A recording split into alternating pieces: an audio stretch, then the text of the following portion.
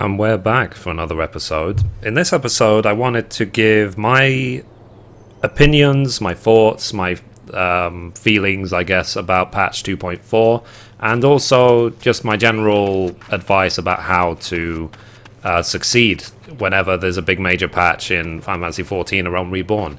So the main features which are coming into patch 2.4 is main scenario is being extended. And Shiva is coming in, so there's going to be a Shiva hard mode, Shiva extreme. There's going to be a new class, which is rogue, and then that will lead to the advanced job ninja, level 30. And there's going to be a bunch of other things, like new recipes, stuff like that. And if you haven't already seen the patch 2.4 trailer, then feel free. I put the link in the description. It's awesome. I didn't want to really make a analysis video of the trailer because it's been done, it's been out for a few days. Please check it out, and please also check out the Lodestone website as well, which covers patch 2.4. Again, link in the description to see all the new features which are coming in. So anyway, whenever a major patch launches, the very first thing I tend to do is to tackle the main scenario quest.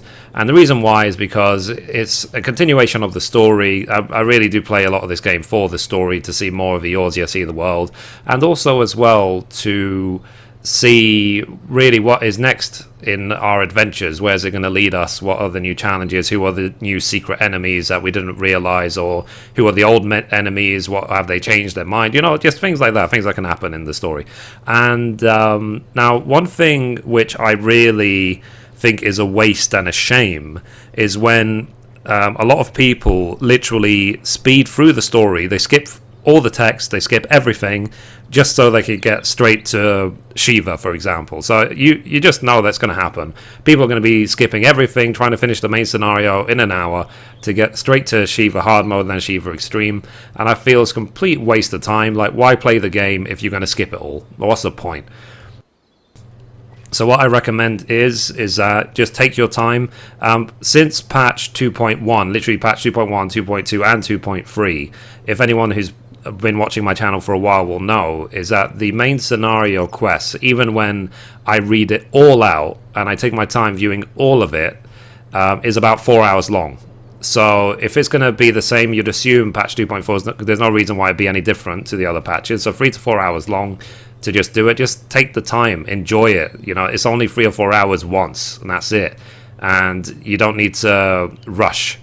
You know, so that's my first recommendation: is don't rush through the main scenario. Take your time, absorb it, see what all the story is, because it gives the purpose and reason of why we're in the world of Eorzea and what the adventurers are even fighting for, what they're doing. And then number 2, then get Shiva hard mode done. And then for a lot of other people, especially for this patch, given it is the very first time since the launch of around Reborn that we're going to have a new class and a new job, I'm sure there's going to be 100,000 or maybe even 1 million people who are thinking, oh, I'm going to be the first level 50 ninja in the world, I'm going to be the best ninja in the server, I'm going to drop everything I've ever done and just only be the new class because it's a new class. My recommendation again for that is just don't. You know, if you want to level it, but do not drop everything you've done so far. Remember, the game's been out for a year. So, for example, I've been a bard for a year. I'm going to stay as a bard from going forward. I'm not going to ditch it just for ninja. I will be leveling ninja, of course. You know, so I will be, because I've been level 50 everything on this character for more than 6 months at this point. So having a new class to level would just be a different change of pace. But I am not going to redefine everything I've been doing in this game so far just for a new class. Definitely not.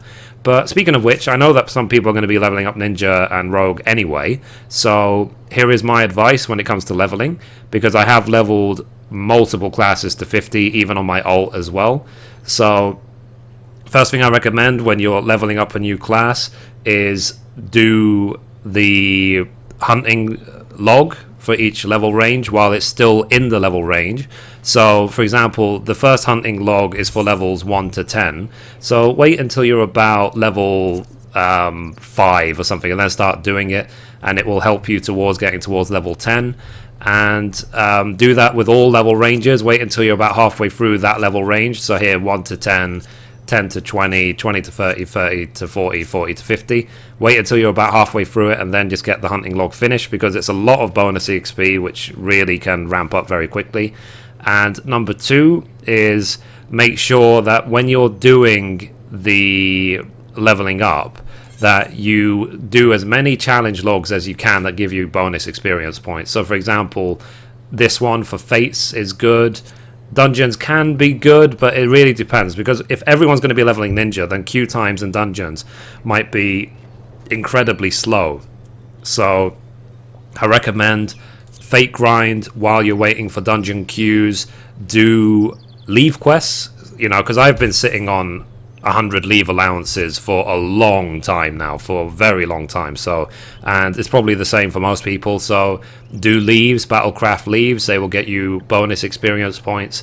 And just do anything on this list that will give you bonus experience points towards leveling up your class. So it is literally just like Fates and leave quests, really. They're the main two that will give you most of your bonus experience while leveling up an alt class.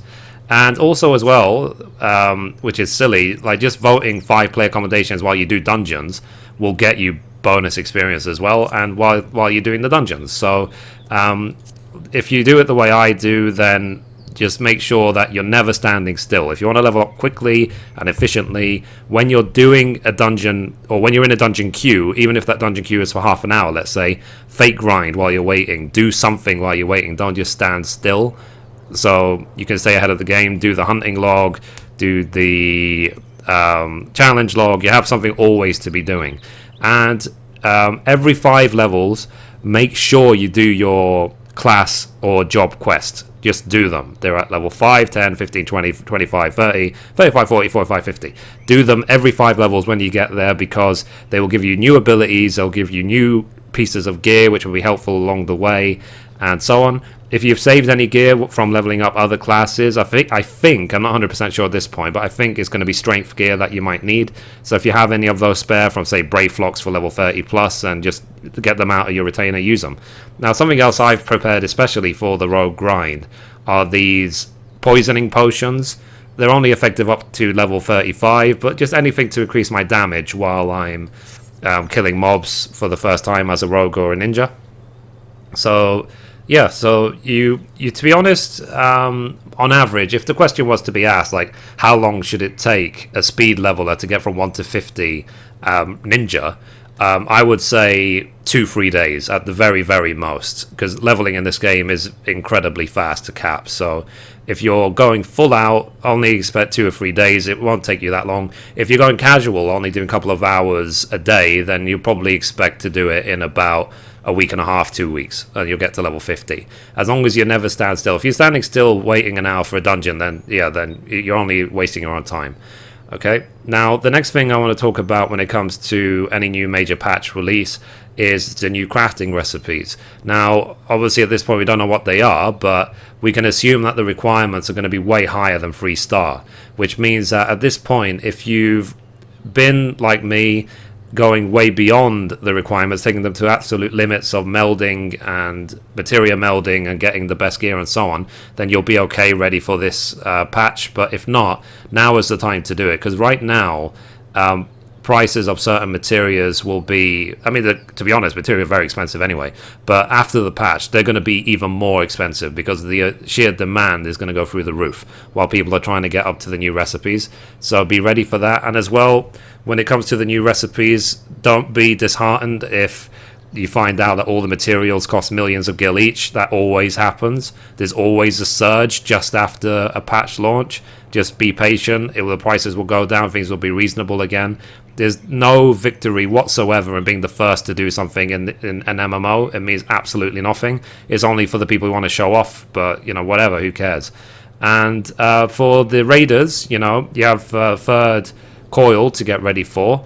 And again, with that, my recommendation is, if you want to be server first, you want to be the greatest or whatever, want to pretend to be something, then do whatever you like. But for everyone else, the casual player and so on, do not be disheartened if even at this point you haven't even finished second coil. It does not matter. Eventually they will be adding the echo buff to second coil so we can all get it done and then catch up to third coil. And make sure as well, whenever there's a major new patch release, that they bring along a new currency. There'll be a new Allegan Tombstone currency, so make sure that you cap it every single week.